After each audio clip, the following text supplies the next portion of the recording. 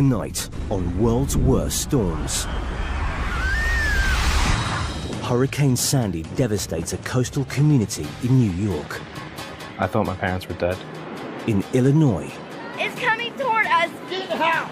A tornado tears a peaceful neighborhood to pieces. I've seen something amazing that almost killed me. A boating family are battered by Hurricane Ivan. It was alive and malevolent. And in Oklahoma, a Force 5 tornado rips through a school full of children. I've never been so frightened in my whole life.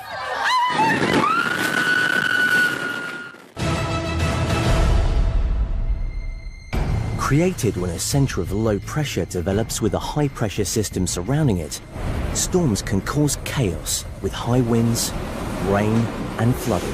Back torch. From thunder and lightning to tornadoes and hurricanes, they can impact on human life when we least expect it, with devastating consequences. You never expect to go to the state fair and have something like that happen.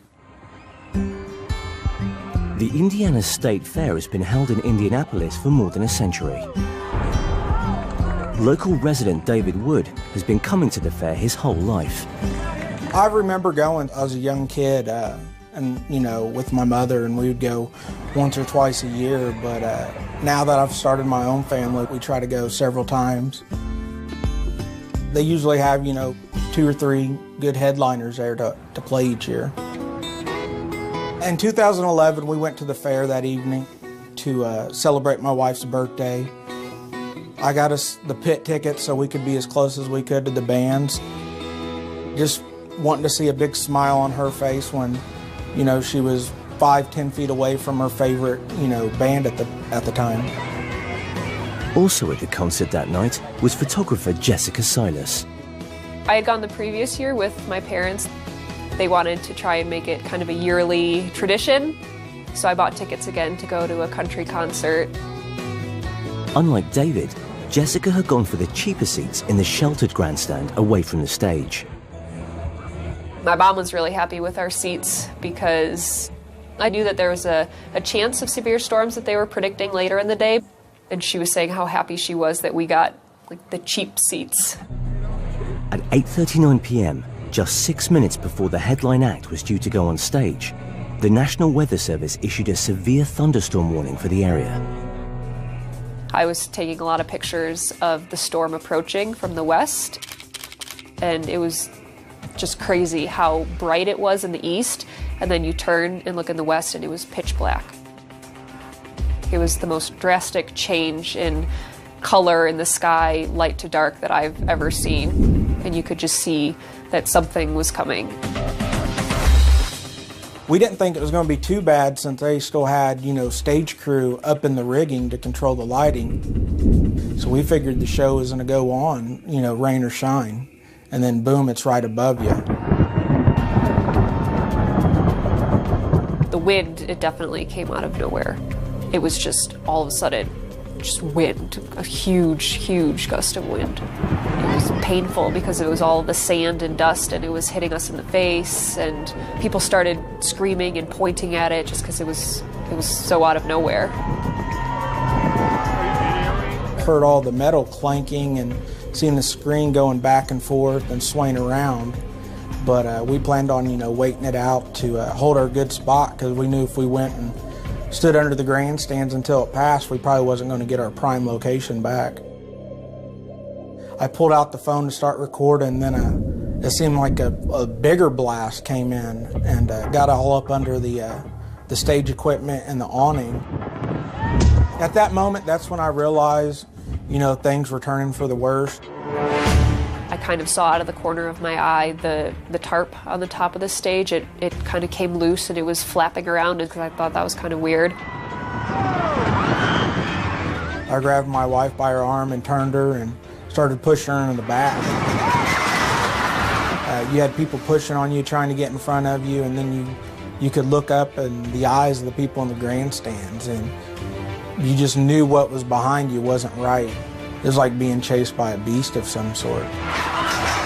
The stage started to lean, and then it just completely folded on itself.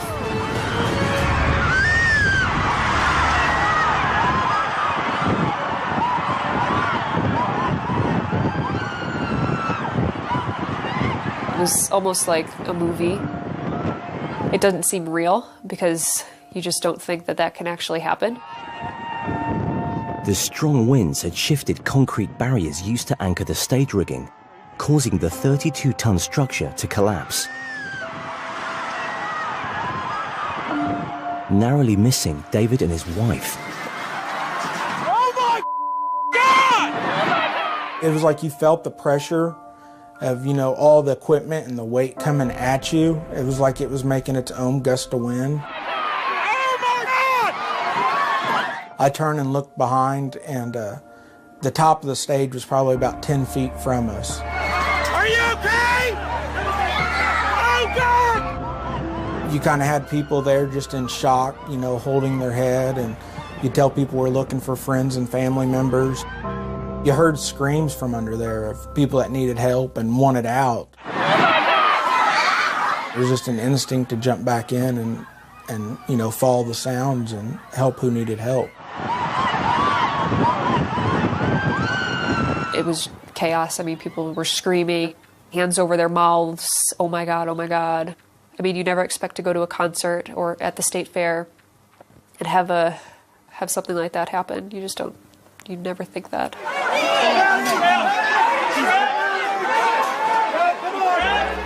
People laying around, hollering for help. You got people crawling and trying to get to others. It was just chaos. It's not moving. Calm down. Where's she bleeding from? I heard a lady, you know, screaming for help, and I seen blood all over her, and I initially thought, you know, she had a gash in her head or something, but it was her young daughter that was in her arm.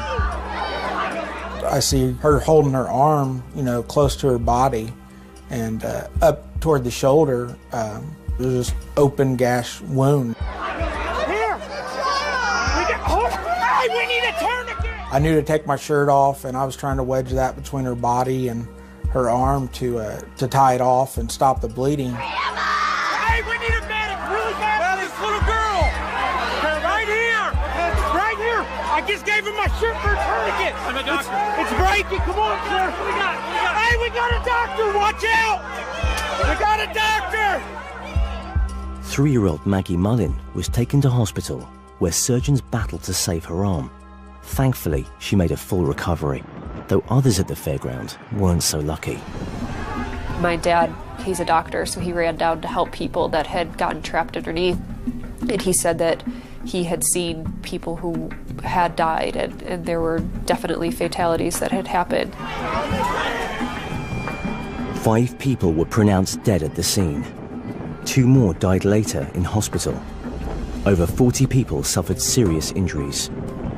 You know, we got there early to try to get the best location we could, and while we was standing in line, kind of made friends with a couple, her and her partner, and you know, had good conversations with them. And then a few days later on the news, come to find out that she was one of the ones that passed away.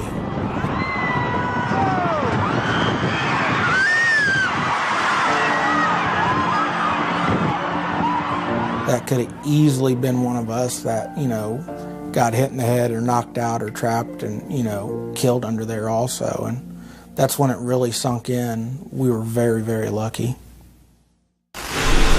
Coming up on World's Worst Storms, Hurricane Katrina rips the soul from New Orleans. When it starts breaking houses away from their foundation, you know that's bad.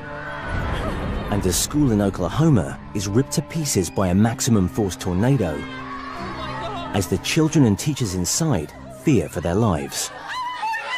I totally lost it.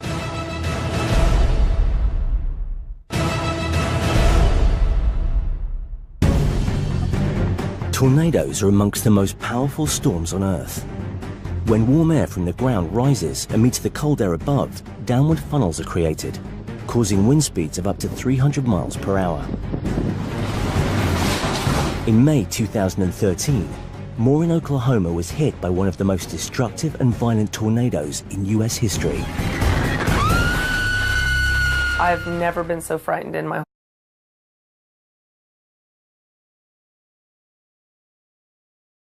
Schoolteacher Robin Dieksik was at Briarwood Elementary with her class on that fateful day.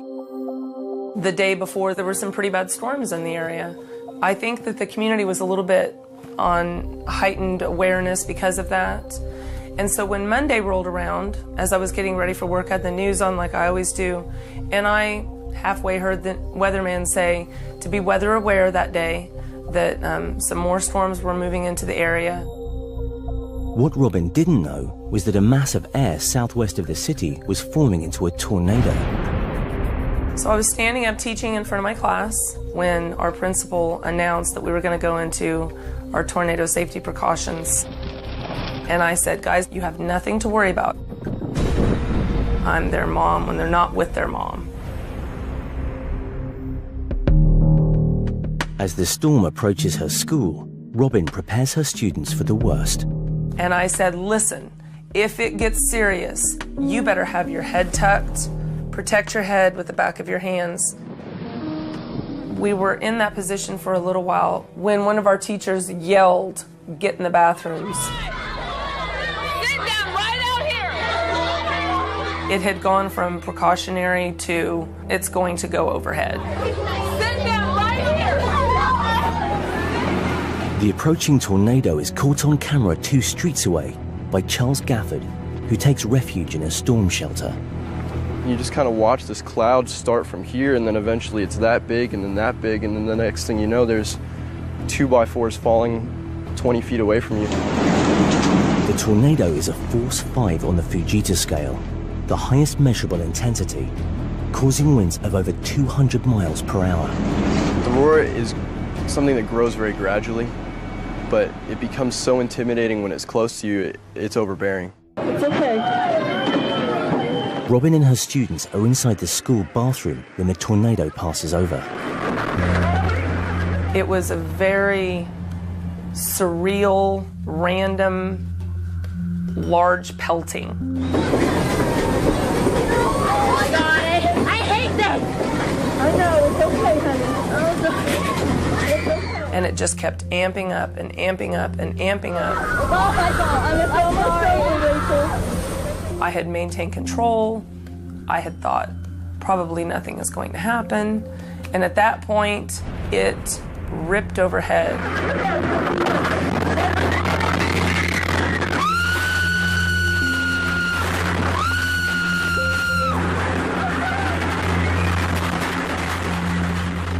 I've never been so frightened in my whole life.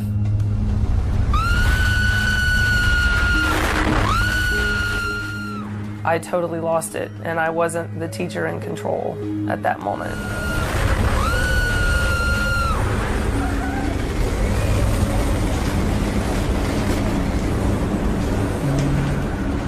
Charles is hiding out virtually opposite the school as the tornado hits the area with full force. The house that I was filming was still standing, but there were some houses that were parallel even on our side of the street that had been completely lifted up. That kind of leads to the school that was directly across the street from us, and that there's not an underground storm shelter for them. It's really just brick walls, and when you have an F5 tornado, those don't stand up against anything. As Robin and her students shelter in the bathroom, their school is ripped to shreds by the 200-mile-per-hour winds. It's almost over. It's almost over. I was listening, and I thought I could hear it lessening, and we were still there. There was still a roof over our heads. You okay? Yeah. She's a very experienced. It's okay. None of us have. I was very relieved that we were still there, and we shook off what was on us, and we stood up and we went out into the hall. Wow. Oh my God. Oh my God. Oh my God. Oh my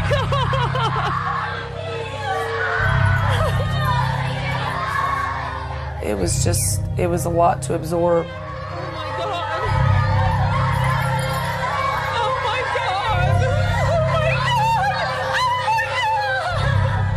The library was nothing but a doorway and sky.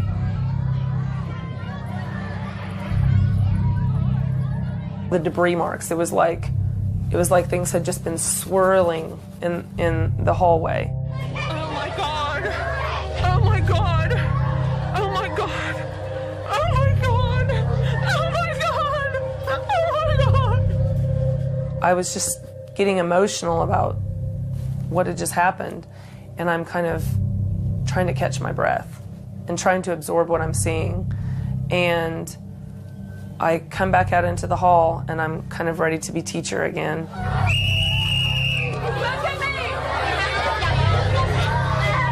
Sit down right here where you are safe and you are dry! Most of them are hysterical and crying and looking around and trying to absorb what they're seeing.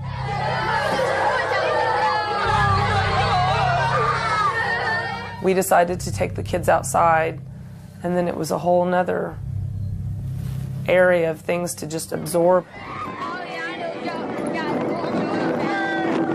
Oh my God, I can't even recognize it! When we walked out, there was a parking lot that had 65 cars. It was just swept clean. There were weird gusts of warm and cold air. The sky still looked pretty scary. For miles, all you could see, it looked like there was nothing taller than 2 feet. It was just matchsticks. I mean, the fact that no students were killed in our building is just amazing. Fifth graders, let's all hug. It's okay. We're so lucky. No one is hurt. We are so lucky. It's fine.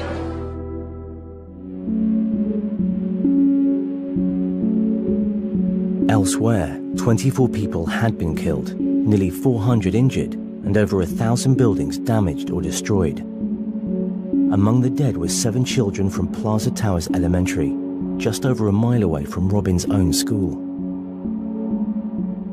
It was these steps of realizing how serious it was, how lucky we were, how close we came to losing life in that building, how easily one of our kids could have been knocked out by a brick or crushed. 402, my classroom. This is the breezeway, the awning is gone. This is our office. We didn't do anything special that school family at Plaza Towers didn't do. It's just, it was a monster storm, and if you were not in the right spot right at that moment, there was nothing you could do.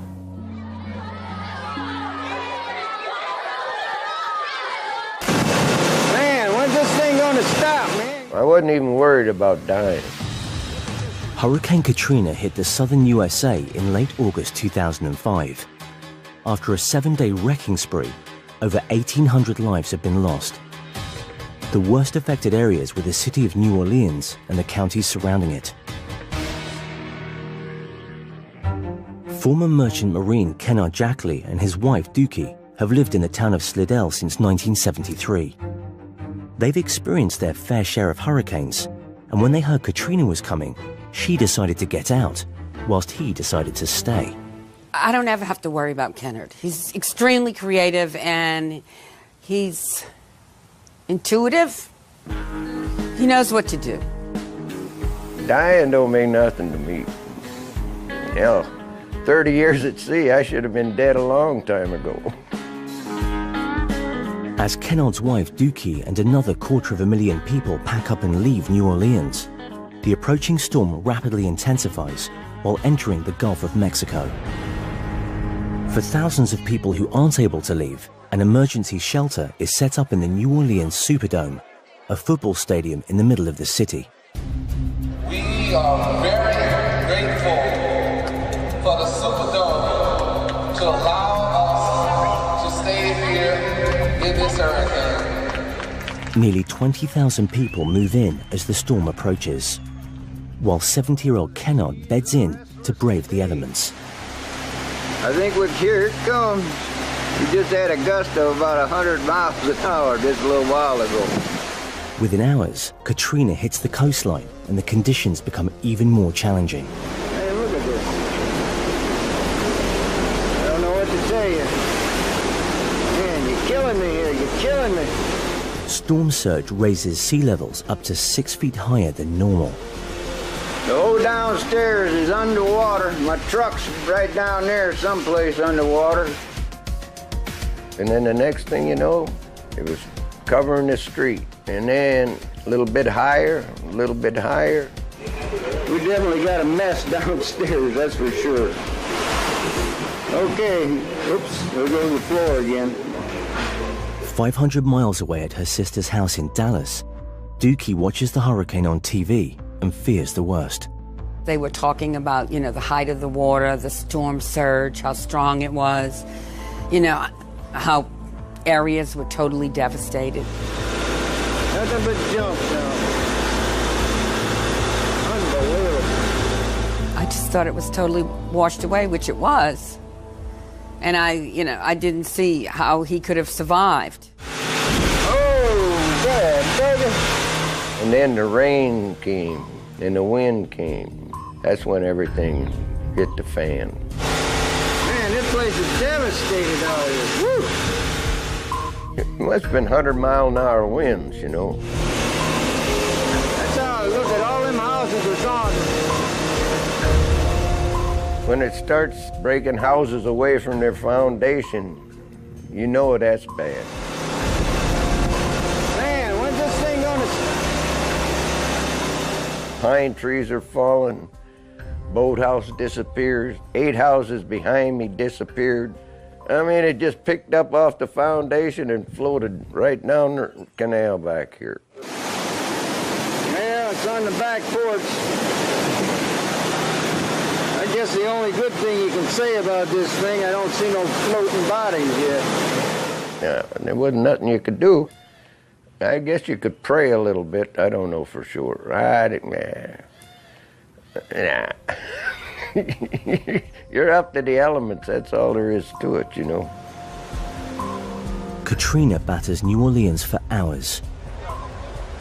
Even those sheltering in the mighty Superdome fear for their safety. See that water dropping right there? We have rainwater in the building.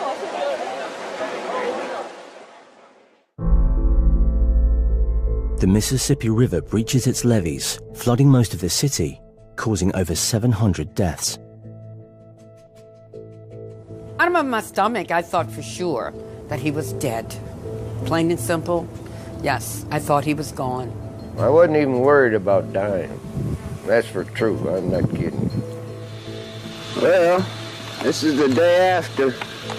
Take a look at our front yard. It breaks your heart, man. I mean, it tears you up inside. You don't want to look at your neighborhood and see nothing but chaos. You hate to see anybody lose their world possessions, You see my truck down there? Yeah, she was a good old girl. It was 5 days before Kennard was able to contact his wife, who still had no idea if he was dead or alive. He called me. Oh my God, that was the happiest day of my life. Everything's fine out here.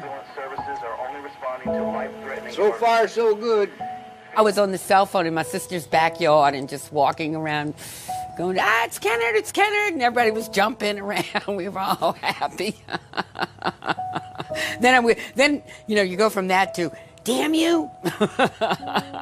And he even told me that time, I swear I'll never stay again. I swear I'll never stay again. It was another 6 weeks before the couple were reunited, giving Kennard time to fix up the house, although it would take years to rebuild the area around them. That's a bad thing, man. Mother Nature, she don't ever give nothing back, you know what I mean? She's a taker, just like most women. Coming up on World's Worst Storms. A Force 4 tornado wipes out a family neighborhood in Illinois. I've seen something amazing that almost killed me. And Hurricane Sandy brings fire and floods to New York. I came within 3 minutes of being killed, and there was really nothing I could have done.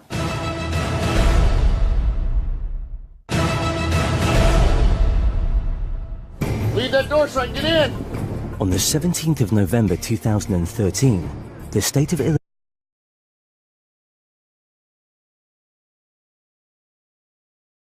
huge and fierce tornado, and roadie Chris Lancaster and his family were caught right at the heart of it. It's the most amazing thing I've ever saw in my life. Would I want to see it again? No. Chris lives in the small town of Washington, Illinois with his wife and family. He loves the town because it is so different to his working life in the world of rock and roll. I worked with the likes of Jekyll, Poison, Quiet Riot, Van Halen. I'm doing shows. I do road management, tour management, sound engineer. Anywhere from 30 weeks a year to 44 weeks a year, 50 weeks a year. But, you know, when I come home, I want to be peaceful. The day before the tornado hit, Chris was enjoying his break from life on the road, with no idea what was about to happen. Our high school varsity football team made it to the Final Four, and we all went back to my house, sat in the garage, played cards, 3, 4 in the morning, a few of them left, a few of them passed out in the basement. We didn't know nothing about no storms nowhere. But while Chris and his buddies slept off their hangovers, a Force 4 tornado was heading towards their town. My wife wakes me up about, I don't know, 10:30, 10:45. Says sirens are going off, you know, and it's looking a little funky out. It's like it gets real dark, grayish, green looking out. This ain't gonna be nothing. I mean, I'm from the South, I'm used to hurricanes, you know. Another storm, it ain't no big deal. But, you know, as I went out back and just started watching it, and I just saw that one cloud come down and touch ground, and it stayed down. I knew there was something crazy gonna happen. The tornado was blowing at over 150 miles per hour. Get in the house! Now! Hurry! The wife is trying to get me to the basement a few times. She's freaking out. Chris! It's coming toward us! I'm going with my baby. Go with the babies! My son comes out. He's looking at it, and I watched it coming and coming and coming and coming. That baby was moving. Oh my God! Holy shit! Look at this, bud! Run with me, okay? Cars, trucks, motorcycles, houses, you name it was flying. I mean, trees, you watch a tree snap off. I mean, just, it sounds like a freight train coming at you. Whew, it's nuts. Within moments, the tornado is right next to Chris, who continues filming. Look at all the roof, bro! I really don't know what was going through my mind. I was mesmerized by it. They're beautiful, but they're also scary.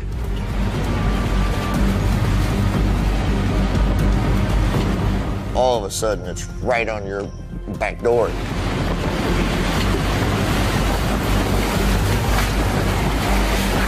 I didn't think I would make it. I didn't think my wife and kids would make it.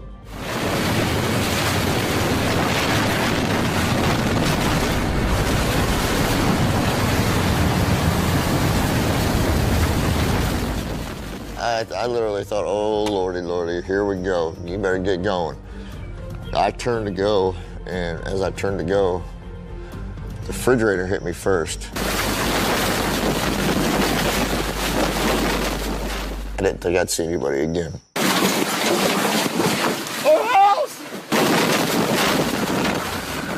The violent winds throw Chris around until his family, sheltering in the basement, risk their own lives to pull him to safety.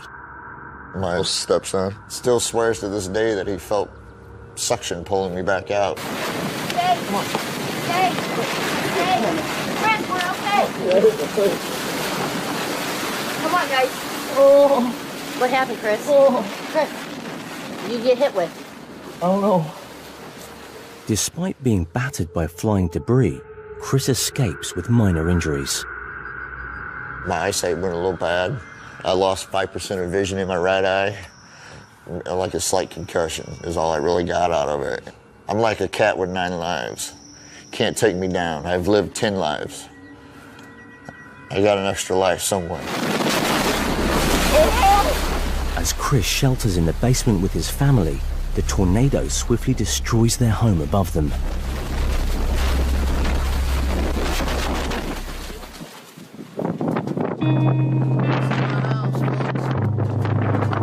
This is what my house looks like after a tornado came through. I seen a war zone. Houses, roofs, stoves, refrigerators, food, car, everything just mangled. Piles of debris everywhere. It looked like 9/11, you know, down there, ground zero. Just cry, man, just cry. That's all I could do. I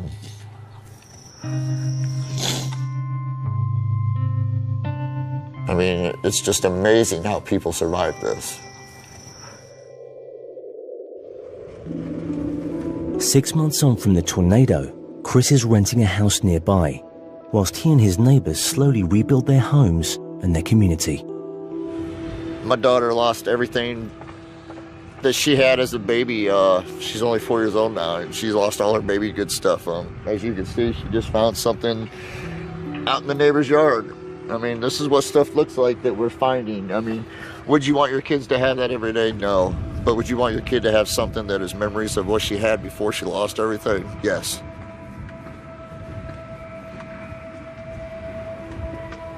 The tornado damaged almost 500 homes, as well as taking 6 lives.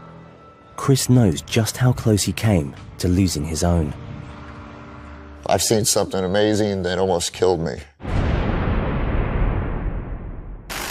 Tropical cyclones, also known as hurricanes, form over warm ocean waters when the rising moist air cools to saturation, causing high winds and heavy rain. But the biggest threat to life when a hurricane makes landfall is the rise in sea levels or storm surge, flooding homes and cutting off escape routes. In October 2012, Hurricane Sandy struck New York City with such devastating force that it caused $18 billion worth of damage. In Breezy Point in Queens, residents were rocked by the elements as the superstorm brought fire and floods to the tiny oceanfront neighborhood. I came within 3 minutes of being killed, and there was really nothing I could have done.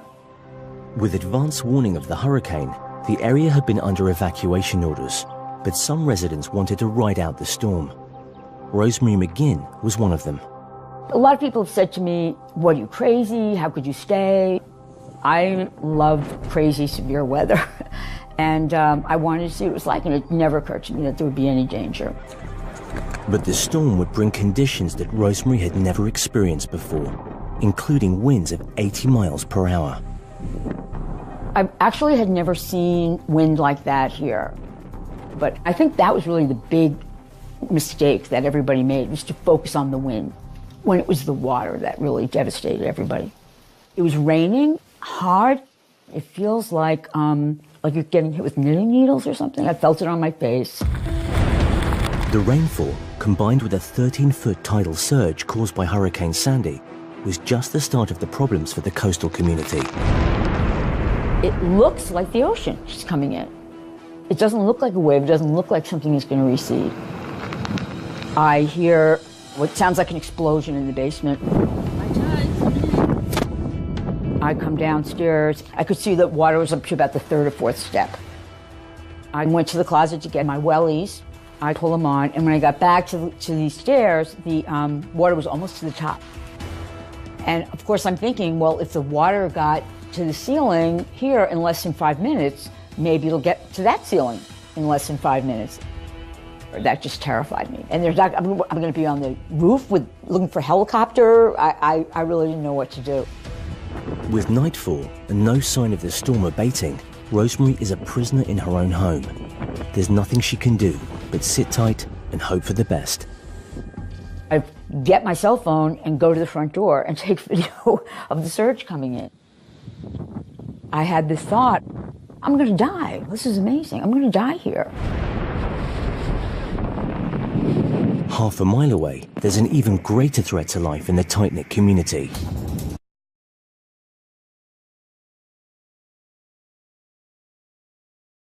fire is raging out of control. The Fire Department of New York can offer only limited help, held at bay by the tidal surge. Our fire trucks at the time are now under 5 feet of water. And across the main road, there was a very strong current. The firehouse understands now that there's nothing that they can do, that we have to watch the fire just burn. Breezy Point during the hurricane. No FDMY, no volunteers for well over an hour. We got like a third alarm going here. Helpless, James knows there is nothing he can do as he watches the fire spread to his own home. My house was in the middle, and my mother and my aunt and my father and our neighbor are inside the house. The firemen are coming around to me telling me, you know, don't worry, it'll be okay, it'll work out. There wasn't anything you could tell me that they're conclusively alive at that point. Then as I walked closer and closer, I realized that I only had my foundation left in my basement. Like at the bottom of a barbecue, it's just cindering ashes, smoldering remains. I had this sense of numbness. I'm thinking now that there's nothing else I can do for them. They stayed in the house, they went to sleep, and they're all dead. The absolute lowest point in my life. Across the neighborhood, Rosemary is contemplating her own fate. While I was sitting there looking at the water, someone banged on the door. And it's the guy down the block who has 7 kids. I open the door and start crying, and what's going to happen? What am I doing? And he says, don't worry, everything's okay. And then he says, can we just go upstairs and look out the window? But it's just all angry red over the horizon. You know, as far as I knew, the whole community could have burned down. It's hard to describe. I think I was in shock, really. Overnight, the tidal surge recedes and fires are slowly brought under control. 111 properties have been completely destroyed. The following morning, and the damage caused by Hurricane Sandy can be seen in the cold light of day. Whilst many residents lose their homes, for James, there is at least some good news. I had received a text from my aunt saying, we're sitting in the church, we're on the 2nd floor, everyone's all right, you know, come over and help us out, give us some blankets. I went over and I hugged my mom. They said when they saw the fire, they immediately started packing up and they had maybe 10 minutes to get out of the house. Across Breezy Point, residents are seeing their community as they've never seen it before. Broken and ravaged by the superstorm. Should have said the bay? Oh my God. I'm in awe of what happened. I have never seen anything like that before. Incredibly, only 1 fireman and 2 residents were injured during the storm. But Sandy had torn the community apart. A lot of people have left, abandoned their homes. It's made me more fond of the beach and more willing to be here and do the work and commit what it is to be here. You didn't know what was going to happen that night. How do we know what's going to happen the next time? Coming up on World's Worst Storms. Hold on, Jim. A seafaring family risk their lives as they battle against Hurricane Ivan. Oh, shit. It was alive and malevolent.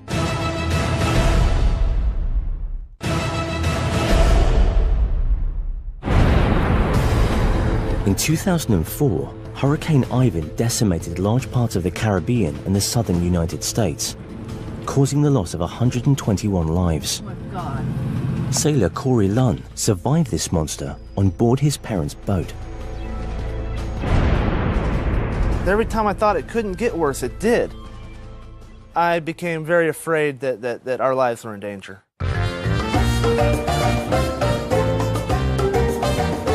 Corey and his parents have been sailing their whole lives. My parents lived on a boat when I was born, and they took me out to sea when I was 13 days old. I've actually spent more of my life with my feet on the deck of a boat than on dry land, and I like it that way. The Lunn's boat, Te Natura, was almost part of the family. They sold their house in 1994 to buy it and had lived on it ever since. The boat is like a living person. It's a family member that we care about deeply. We refer to it as a person.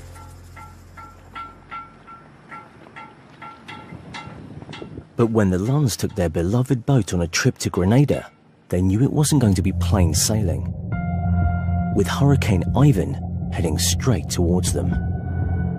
The weather forecasts early on indicated that it was going to be likely to be a very strong storm. It looked like there was a very good chance it might hit Grenada, but we then made the decision to stay put. Although a boat isn't necessarily the safest place to be in a hurricane, Corey and his parents' sailing experience made them confident they could weather the storm. All right, here we are preparing for Hurricane Ivan. Got the decks pretty clear. 3 anchor lines. All the canvas stripped off that we can. We knew it was going to be a fight, but we really didn't think that it was going to be a fight for our lives. This is where it was at 8 a.m. this morning on September 7th, 2004. And at 11 a.m., it is now at 11.8 by 60.2. So it's right here, heading west or northwest at 18 knots. Likely possibility that the eye will go right over us. It was genuinely scary. Corey's driving us into it. It's been doing a perfect job. And then the storm strikes. The boat's engine is running at full throttle just to maintain their position and avoid being blown onto the rocks. It started in fitful gusts of wind that would sound like a slap against the side of the boat. We think we're about a half an hour away from the eye. It felt like the hurricane was a living thing. It was alive and malevolent. It felt like it was just toying with us. It was like, haha, look what I can do. Look what I can do. And there's a lot more coming.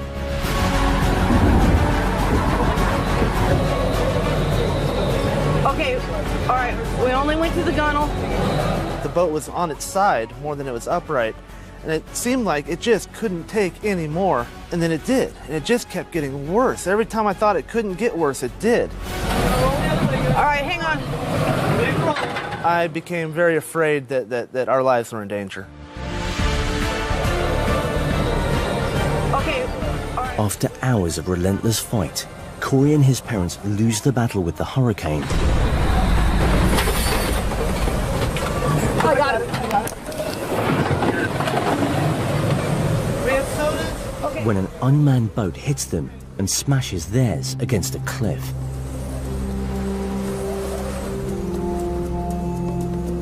Corey and his parents abandon the boat and head for dry land. Okay. Getting onto land was a massive relief. I literally climbed onto the dock on my hands and knees and laid there crying, bawling my eyes out. Once the winds calm down, the damages to the boat are revealed.